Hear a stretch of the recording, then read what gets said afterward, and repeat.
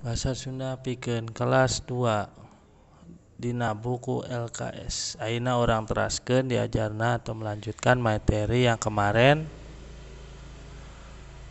pada buku LKS.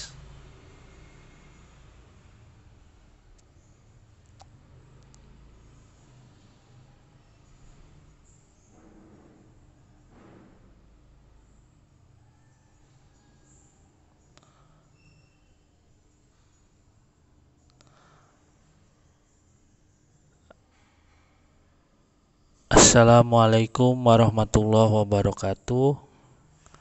Sampurasun.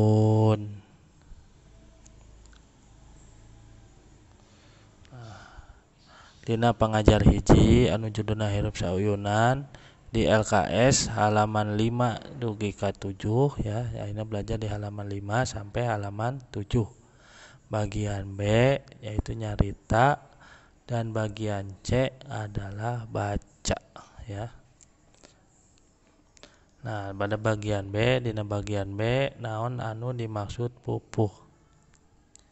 Nah, naon anu dimaksud pupuh ya, orang kedah terang atau kita harus tahu apa sih itu pupuh.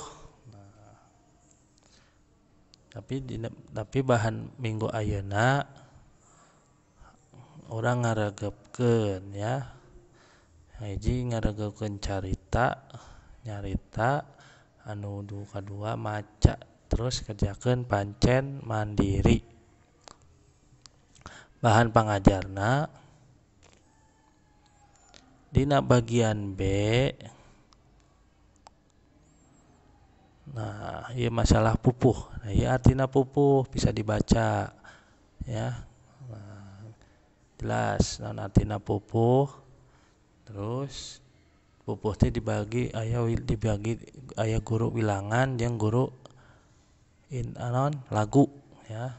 Nah, terus ku hideup ayeuna dibuka LKS halaman 5 aya contoh pupuh ngeunaan hirup sauyunan. Terus di bagian C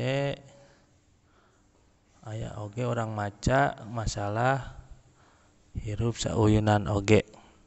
Nah, ieu kosakata anu aya dina halaman 5 jeung halaman 6 bisa dibaca ya. Aya sababaraha kosakata dina halaman 5 jeung 6. Tapi tong hilap kerjakeun pancen mandirina. Tugasna eta. Hatur nuhun. Assalamualaikum warahmatullahi wabarakatuh.